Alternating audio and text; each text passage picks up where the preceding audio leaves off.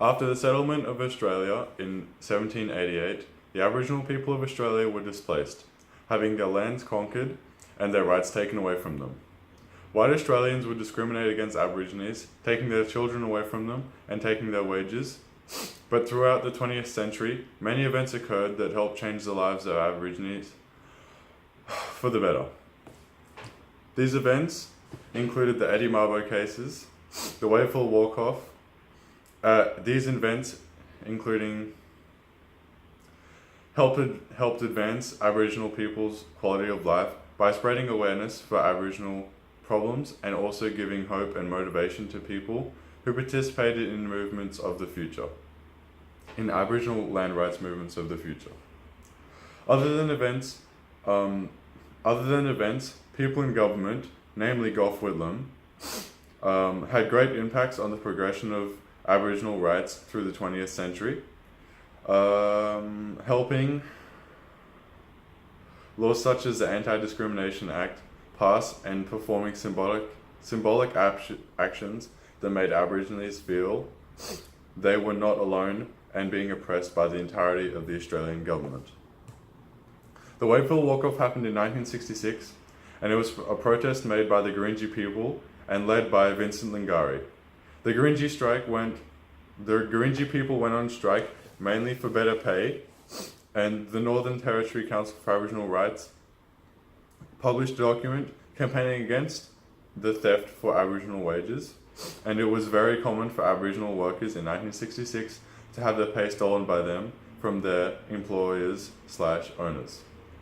After 9 years of striking and demands for land, the new Prime Minister of Australia symbolically poured the soil into Vincent Lingari's hand and legally gave the land around Waddy Creek to the Gurindji people.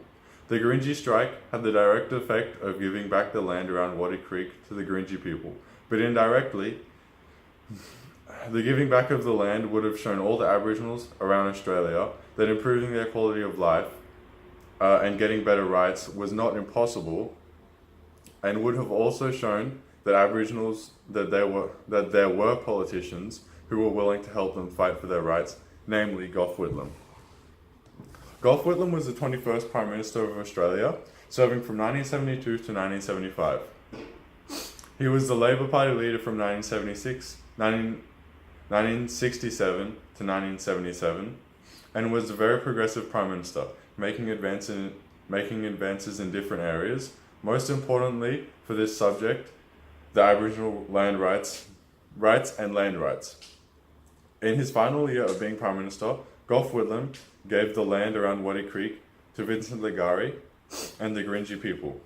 And during Gough Whitlam's ministry, he also passed the Anti-Discrimination Act. And as the name suggests, discrimination in all areas of life was made on the basis of race, color, descent, national or ethnic origin, and in some circumstances, immigrant status were all made illegal.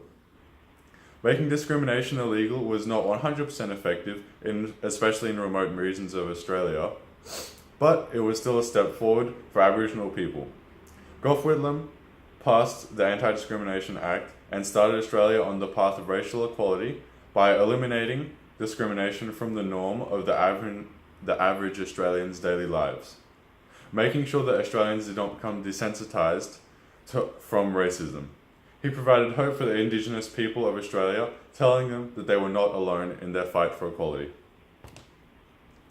Eddie Mabo was born on the 29th of June, 1936, and died of cancer on the 21st of January, 1992. Eddie Mabo was a Torres Strait Islander who believed Australian laws and land ownership were wrong and fought to change them. Eddie Mabo campaigned against the concept that there was terra nullius, meaning that prior to Australian settlement, Australia was nobody's land. The Eddie Mabo case lasted for 10 years, and on the 3rd of June 1992, the High Court of Australia decided the term of terra nullius should not have been applied to Australia. The Mabo case was important to Aboriginal and Torres Strait Islanders because Aboriginal and Torres Strait Islanders occupied Australia 40,000 to 60,000 years before the British had arrived in 1978. Speaking their own languages and having their own laws, Aboriginal people and Torres Strait Islander culture was closely connected to a sense of belonging with the land they lived on. Claiming that Australia was terra nullius was in effect denying the existence of Aboriginal and Torres Strait Islander people and culture, and the Eddie Mabo case gave Aboriginal and Torres Strait Islander people the chance to have control over their native title, over their native land, and also validated the existence of their ancestors. This made it so that Aboriginal people and Torres Strait Islanders of the future would not have to grow up unable to connect to their native land and would have overall raised the quality of life for all Aboriginal and Torres Strait Islanders around Australia. In conclusion, during the 20th century, Aboriginal and Torres Strait Islanders were treated very poorly, having their children taken, land stolen, lives ruined, and they even had their wages stolen from them by their white employers. They can also be black employers.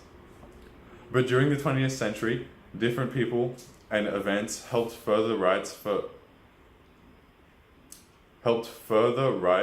and quality of life for Aboriginal people in Australia. The Gurindji strike gave Aboriginal people the hope of connecting with their land and seeing improvement in their quality of life. Gough Whitlam introduced the Anti-Discrimination Act, making discrimination illegal and overall raised the quality of life for Aboriginal